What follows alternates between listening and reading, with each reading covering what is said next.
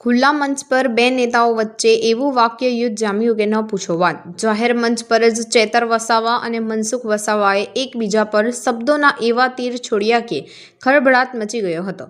વાત જાણે એમ હતી કે નર્મદાના સાગબારામાં એકલવ્ય મોડેલ સ્કૂલના લોકાર્પણનો કાર્યક્રમ હતો। કાર્યક્રમ અંગેનું આમંત્રણ ધારાસભ્ય અને ચેતર વસાવાને ન મળતા તેઓ લાગગુમ થયા હતા અને કલેક્ટર સહિતના અધિકારીઓને જાહેર મંચ પરથી ખખડાવી નાખ્યા હતા, જેને લઈને બાદમાં મંચ પર જ થોડા સમય માટે હોબાળો મચી ગયો હતો। મનસુખ વસાવાએ પણ મોકો જોઈને એક જ મંચ પર બેઠેલા ચેતર વસાવાનું નામ લીધા વિના આક્રમક પ્રહાર કર્યો। સાહેબ, આટલો મોટો મારા વિસ્તારમાં કાર્યક્રમ છે, કલેક્ટર સાહેબ, પ્રાંત સાહેબ અને પ્રાયોજનાજી, શર્માજી, હું અહીંનો ધારાસભ્ય છું ભાઈ, મને કેમ કોઈ ફોન બી નહીં કર્યો, પત્રિકા નહીં, જાણ નહીં, ખુલાસો કરો। હું ધારાસભ્ય છું ભાઈ, આ મારું અપમાન નથી, મારી જનતાનું અપમાન છે, આ મારું અપમાન નથી, મને કોઈ કાર્યક્રમનો મોહતાજ નથી, મને પત્રિકામાં નામ આવે, મારી તકતીમાં નામ આવે તો જ ચૈતર વસાવા આવે એવું નથી। ચૈતર વસાવા નામ માટે હું નથી આવતો, મારા જનતાના, મારા સરપંચે કીધું કે આટલો મોટો કાર્યક્રમ છે શિક્ષણનો, સાહેબ તમારે આવવું પડશે એટલે મેં આવ્યો છું। અને કલેક્ટર સાહેબ, તમારી જવાબદારી છે, તમે વહીવટ છો, તમે મને ફોન કરીને જણાવો ને, કાર્યક્રમ છે, મંત્રી સાહેબ ગાંધીનગરથી આવે છે, કઈ તકલીફ છે અમારાથી તમને? પ્રાયોજનાજી, શર્માજી, તકલીફ આપતો તો કેમ ભાઈ તમે અમને જાણ નથી કરતા, કેમ આમંત્રણ નથી આપતા? તમારું વહીવટી તંત્ર હું ધંધા કરે છે ને બધું ખબર છે। હમણાં મોદી સાહેબ આવ્યા હતા, ખર્ચો થાય ભાઈ, 8-10 કરોડ રૂપિયાનો ખર્ચો થાય। તમે દેવ મોગરામાં ડેકોરેશન માટે કલેક્ટર સાહેબ 16 કરોડ રૂપિયાનો અમારા આદિજાતિ બજેટમાં ખર્ચો પાડ્યો છે। તમે ત્યાં મોદી સાહેબના મંડપના સ્ટેજ માટે 15 કરોડના ખર્ચા કર્યા છે। ટોયલેટ, મોબાઈલ ટોયલેટ માટે 2,40,000નો 2 કરોડ ને 40 લાખના તમે ખર્ચા પાડ્યા છે। નાસ્તા માટે 2 કરોડ ખર્ચા પાડ્યા છે। તમે ડોમ માટે 2 કરોડ ખર્ચા પાડ્યા, ચા માટે 2 કરોડ ખર્ચા પાડ્યા, બસ માટે 2 કરોડ ને 71 લાખ રૂપિયાનો ખર્ચો પાડ્યો। કેમ? અમે સવાલ પૂછીએ એટલે તમને નડીએ છે? તમારા મનમાં ધુમાડો હોય તો કાઢી નાખજો ભાઈ, બરાબર છે? આ જનતાના ટેક્સના પગારે આપણે બધા છે, આ જનતાના ટેક્સનો પગાર મને પણ મળે છે, તમને પણ। કલેક્ટરથી તલાટીથી લઈને કલેક્ટર સુધીના બધા તમે નોકર છો, અમે બધા સેવક છે। આ લોકોએ જે પણ કે અમે પ્રતિનિધિ છે, અમને અધિકારો આપ્યા છે, તમે અમને કેમ અહીંયા બોલાવ્યા નથી? ના સાહેબ, અમારે વિદ્યાર્થીઓ અમે કેવું પડે છે, અમને કઈ, તમે દર વખતે ચિકદામાં કીધું, દર વખતે આ જ પ્રશ્ન ઉભો કરો છો, દર વખતે આ જ પ્રશ્ન ઉભો કરો છો।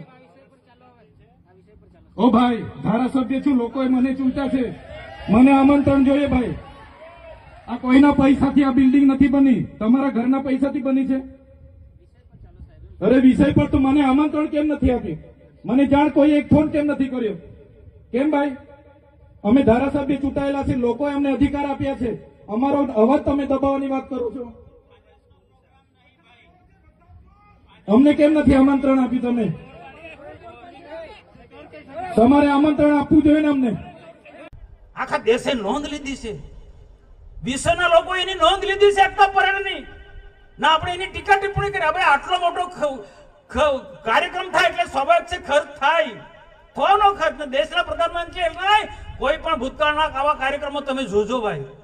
અને આપ બધા જાણો છો તેમ 1 લાખ સમાઈ શકે એટલો ડોમ બન્યો।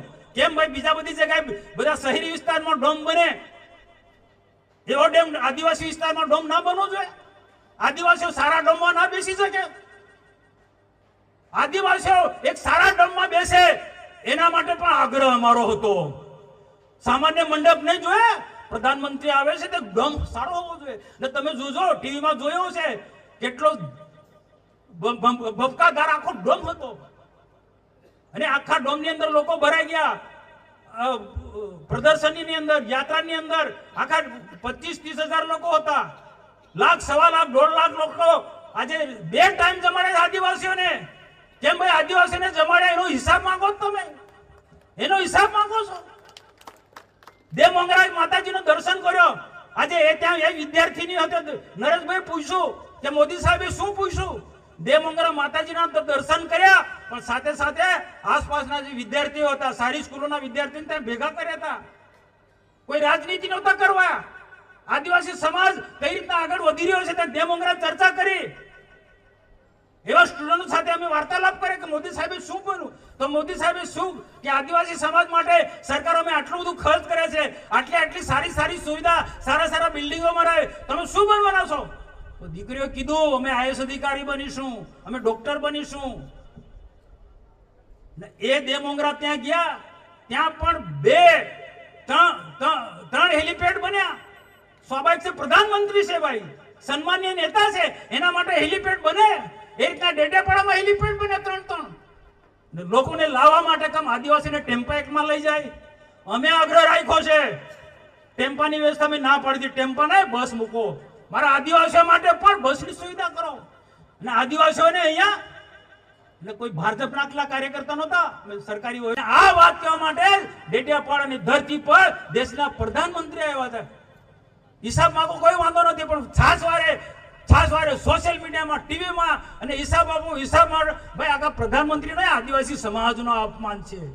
આ સમગ્ર આદિવાસી સમાજનું અપમાન છે, બરોબર નથી. મને કોઈની ટીકા ટિપ્પણી કરવામાં મને એ રસ બી નથી, પણ કોઈ ટીકા ટિપ્પણી કરતો હોય તો એને જવાબ આપવાની અમારી ફરજ છે. સમાજની અંદર લોકોમાં કોઈ ગેરસમજ ઊભી થતી હોય તો એ દૂર કરવાની અમારી ફરજ છે. ભાઈ પ્રધાનમંત્રી આવે, ભાઈ પ્રધાનમંત્રી આવે તો એ પ્રકારનો કાર્યક્રમ બનવો જોઈએ કે નહીં? અને આદિવાસી વિસ્તારની અંદર આદિવાસી વિસ્તારને જમાયા છે, બે ટાઈમ જમાડે છે, તમામ પ્રકારની સુવિધા આપી છે, લાવવા લઈ જવાની બધી સુવિધા આપી છે.